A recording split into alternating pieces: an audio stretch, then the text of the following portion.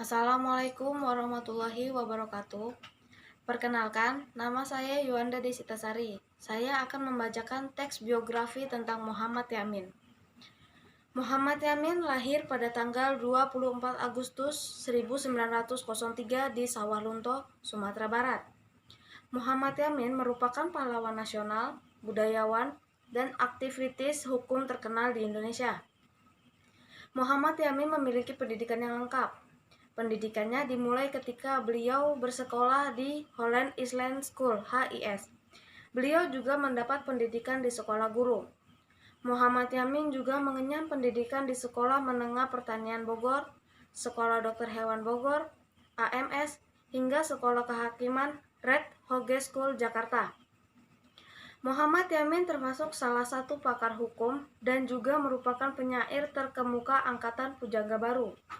Beliau banyak menghasilkan karya tulis pada dekade 1920 yang sebagian dari karyanya menggunakan bahasa Melayu.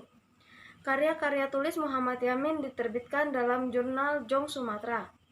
Beliau juga merupakan salah satu pelopor puisi modern.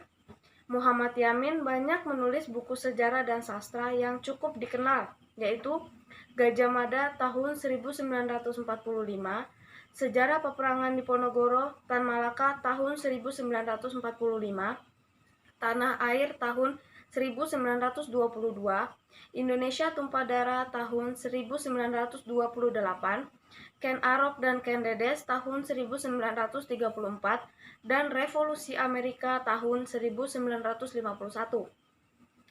Karir Muhammad Yamin dalam dunia politik dimulai ketika beliau diangkat sebagai Ketua Jong Sumatera Bon pada tahun 1926 sampai dengan 1928.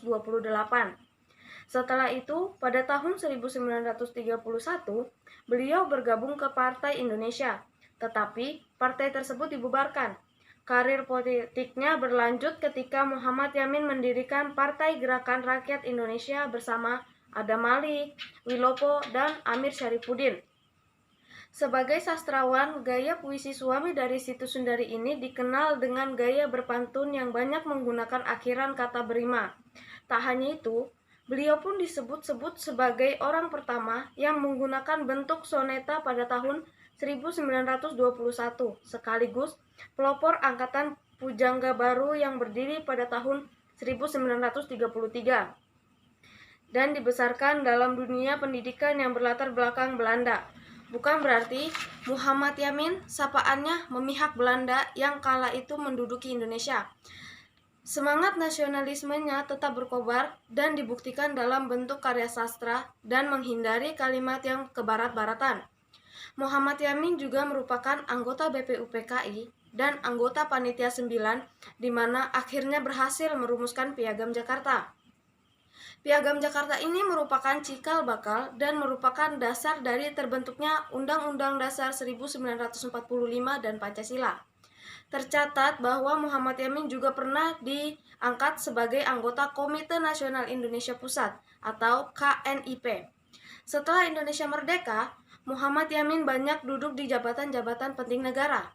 Di antaranya adalah menjadi anggota DPR sejak tahun 1950, Menteri Kehakiman tahun 1951 sampai 1952, Menteri Pengajaran, Pendidikan, dan Kebudayaan tahun 1953 sampai 1955, Menteri Urusan Sosial dan Budaya tahun 1959 sampai 1960, Ketua Dewan Perancang Nasional tahun 1962, dan Ketua Dewan Pengawas IKBN antara tahun 1961 sampai 1962.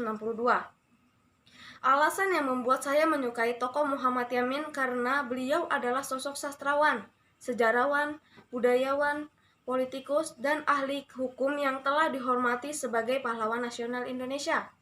Beliau merupakan salah satu perintis puisi modern Indonesia dan pelopor Sumpah Pemuda sekaligus pencipta imajinasi keindonesiaan yang mempengaruhi sejarah persatuan Indonesia. Muhammad Yamin meninggal pada tanggal 17 Oktober 1962. Beliau wafat di Jakarta. dan dimakamkan di Desa Talawi, Kabupaten Sawah Lunto, Sumatera Barat. Muhammad Yamin meninggal ketika beliau menjabat sebagai Menteri Penerangan. Muhammad Yamin dianugerahi gelar pahlawan nasional pada tahun 1973 sesuai dengan Surat Keterangan Presiden Republik Indonesia nomor 88 tanda kehormatan 1973. Sekian dan terima kasih. Wassalamualaikum warahmatullahi wabarakatuh.